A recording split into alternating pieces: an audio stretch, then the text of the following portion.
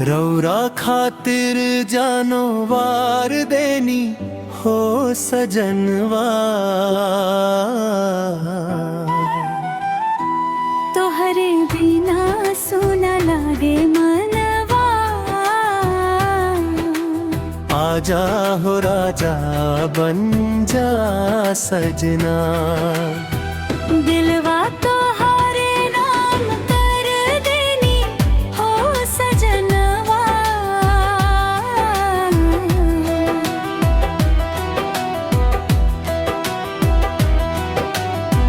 जब से तोहरा से नजरिया मिलन, दिल के बगिया में फूलवा खिलल। तोहरे हंसी पे दिलवा हरल।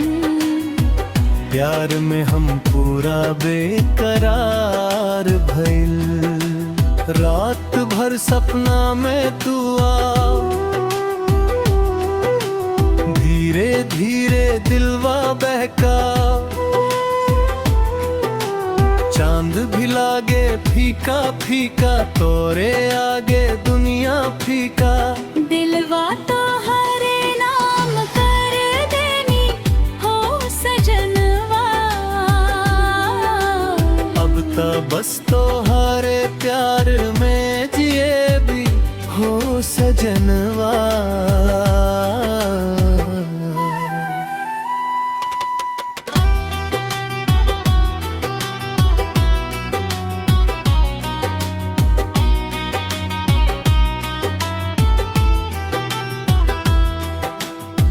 सावन बरसे भींजे चुनरिया, तोहरे संग लागे प्यारी दुनिया। नदिया किनारे संग बैठब, दिल के हर राज तोहरा से कहब। तोहर बोली लागे मिश्मी, रूप तोहार लागे कश्मीर। तोहरे खातिर गीत बनाइब, हर खुशी तोहरा पे लुटाई। बीच का रोमांटिक हिस्सा ओ सजनवा।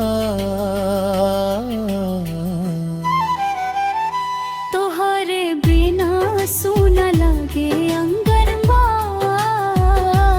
दिल हम पुकारे बस तोहार नामवा। आजा हो राजा अब देर ना करा। तोहरे खातिर धर धर करे जीवा।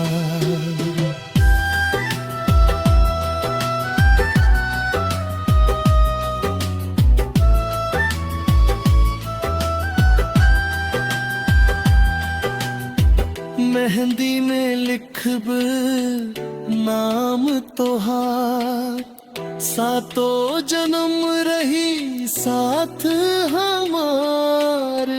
मांग में भरी है प्यार के सिंदूर, रौरा बिना जीवन। रात मेला घूमे चली, हाथ पकड़ के संग संग चली। तोहरे साथ हर खुशी पाई, रौरा बिना कुछ होना भाई। सुबह शाम बस नाम तोहार। दिलवा मांगे प्यार तोहार। तोहार मुस्कान दिल ले जाला। दिलवा के चैन चुरा ले जाला। रौरा प्यार में पागल बानी। अब तक बस तोहरे दीवानी। जन्म जन्म साथ निभाई। तोहरे खातिर दुनिया भुलाई। दिलवा तोहरे नाम कर